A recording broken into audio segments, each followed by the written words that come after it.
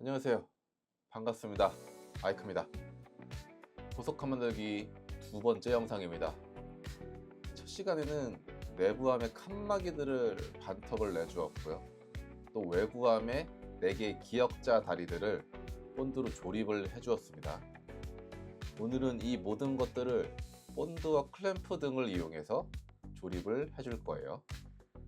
이 과정이 끝나면 어느 정도 완성품의 모습이 보일 겁니다.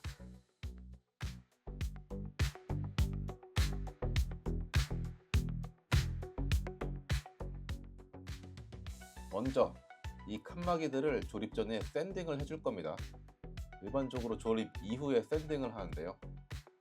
하지만 조립 이후에 샌딩을 하기가 좁고 얇은 부분이 생기는 경우에는 편의상 조립 전에 샌딩을 먼저 해줍니다. 보시는 장비가 샌딩기입니다.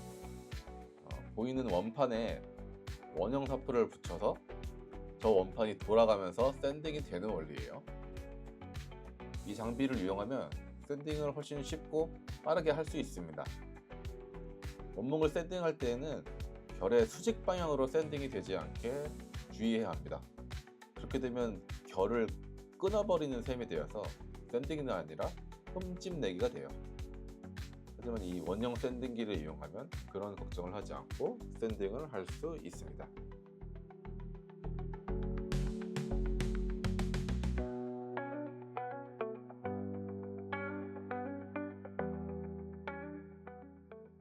샌딩이 끝났는데 조금 실수가 있었습니다. 필요 이상으로 샌딩이 되어서 부재가 조금 얇아진 탓에 칸막이끼리 서로 끼워지는 힘이 약해졌습니다. 다행히 함에 끼워 넣는 데는 큰 문제가 되지 않아 그대로 진행을 하겠습니다.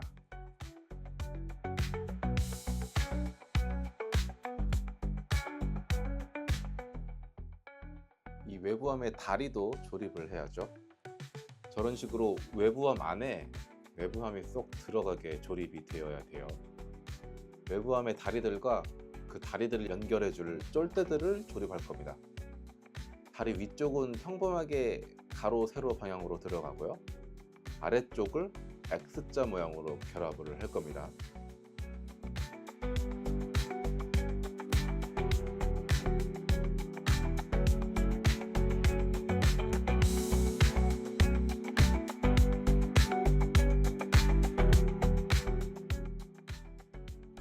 저 쫄대가 X자로 결합될 쫄대이고요. 역시 반턱을 내어서 크로스로 결합을 할 거예요.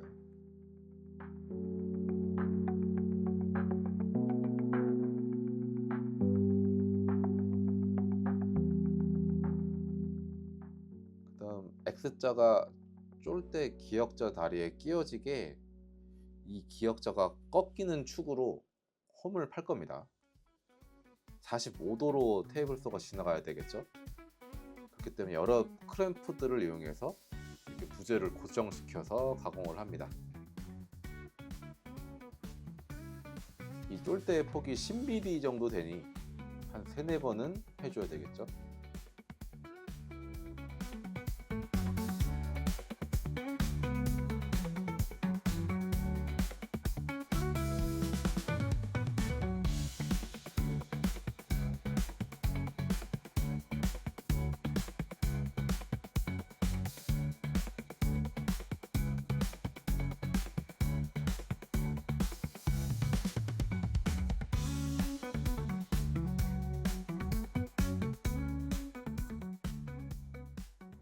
네, 이제 가공은 끝났고요. 본드를 발라서 조립을 해줄 겁니다.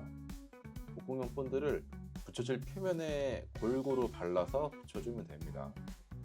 목공 하시는 분들 중에 저 본드를 필요 이상으로 좀 넉넉히 바르는 분들도 계신데, 저는 그렇게 되면 조립 이후 삐져나온 본드를 닦아내고 제거하는 게 귀찮아서 최소한으로 바르려고 합니다. 사실 제 기준에 저 정도 양도 좀 많이 바른 편이긴 해요.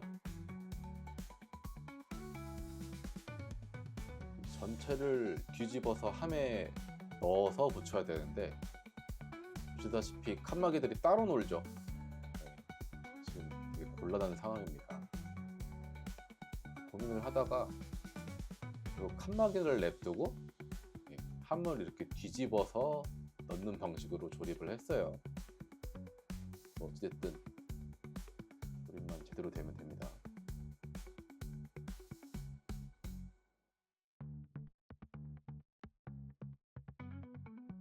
나머지 한 개도 같은 방식으로 조립을 해 주었어요.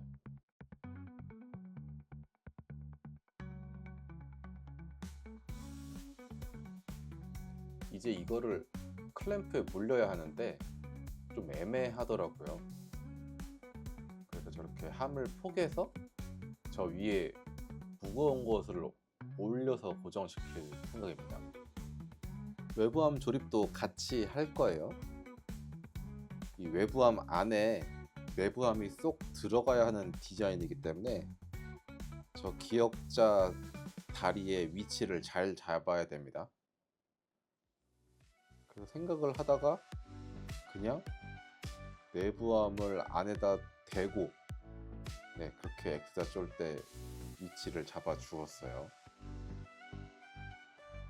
이제 엑스자 쫄대에 남는 부분은 조립이 끝나면 잘라서 버릴 겁니다. 마찬가지로 이렇게 본드를 바르고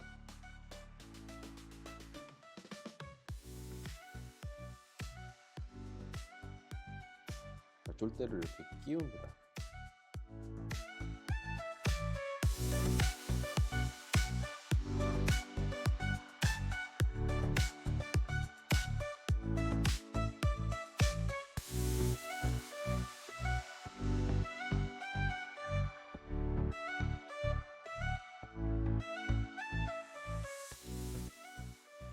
이제 오늘 조립한 것을 적절하게 모두 힘을 골고루 받게 잘 쌓고 그 위에 저렇게 무거운 것을 올려서 고정을 시킬 겁니다.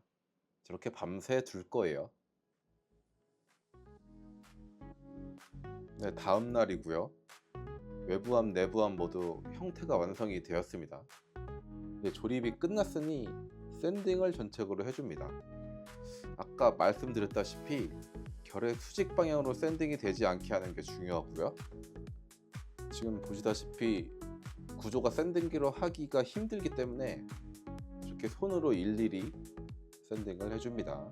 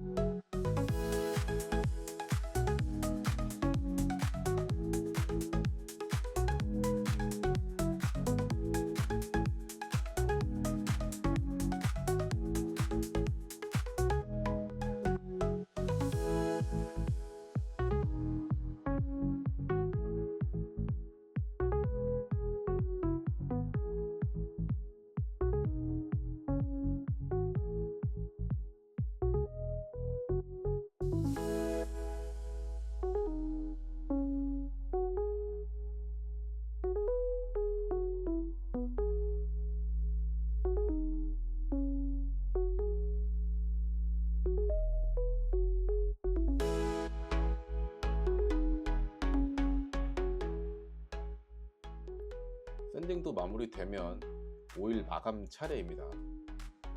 스펀지 붓에다 오일을 머금게 해서 골고루 발라주면 됩니다. 이 오일을 발라야만이 비로소 우리가 아는 그 원목의 빛깔이 나오게 됩니다.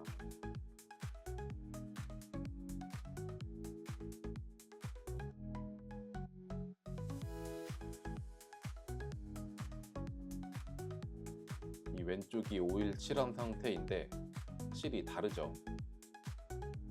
보석함의 칸이 총 72칸이나 되니까 한 칸 한 칸 골고루 발라줍니다.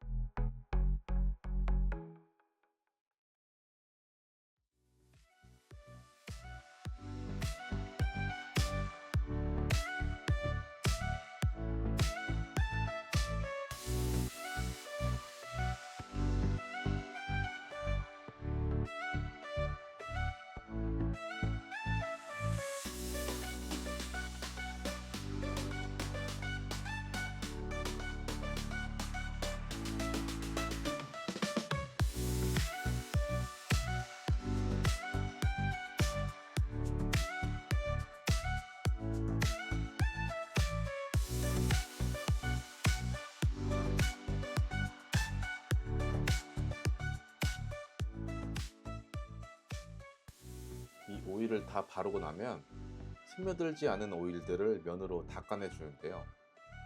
이 오일들을 닦아내 주지 않으면 그대로 표면에 맺혀서 굳어버립니다. 나중에 보면 이물질이 묻은 것 같이 보여서 외관상 보기 좋지 않아요.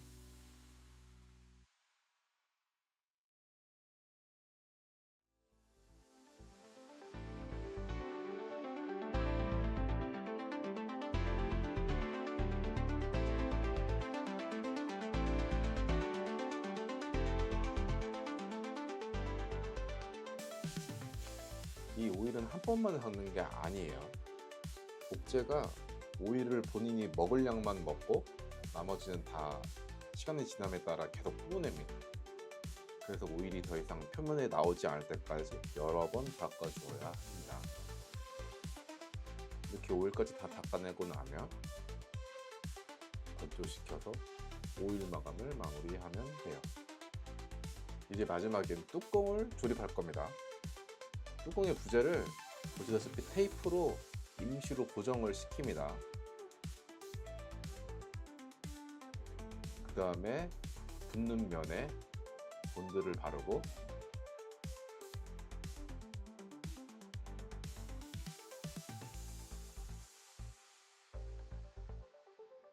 이렇게 네모나게 모양을 잡고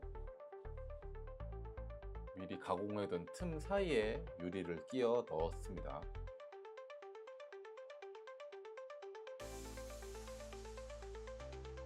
그 다음 밴드 클램프를 사용해서 조여줍니다.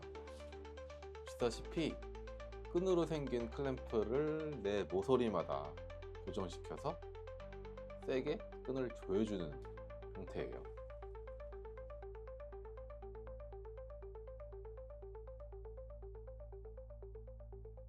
밴드 클램프는 이런 액자식의 형태, 특히 맞닿는 면들이 45도일 때 모양을 잘 잡아주어서 고정시킬 수 있게 해주는 클램프입니다.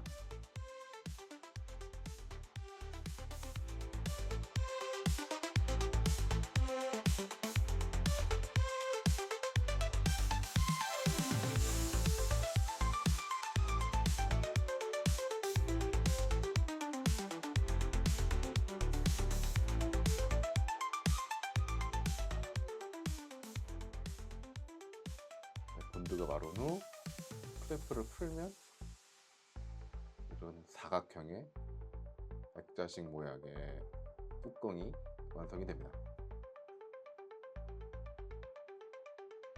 그런데 이 맞닿은 면이 45도인 이런 액자식 형태는 내구성이 조금 부족해요.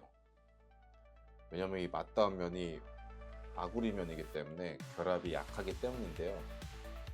이를 보완하기 위해 촉을 끼워 넣어 부재가 떨어지지 않게 해줄 겁니다.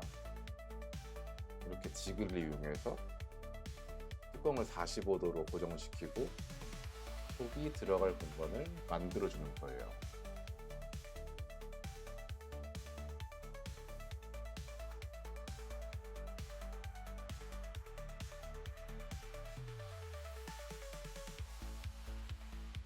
이렇게 틈이 생겼죠.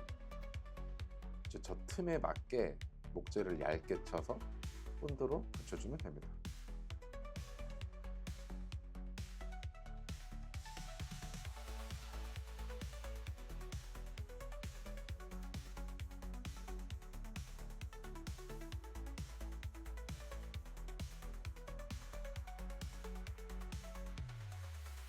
이제 부속함의 작업이 거의 마무리 단계네요. 다음 영상에서 완성된 모습까지 보여드리도록 하겠습니다. 오늘도 영상 봐주셔서 감사합니다.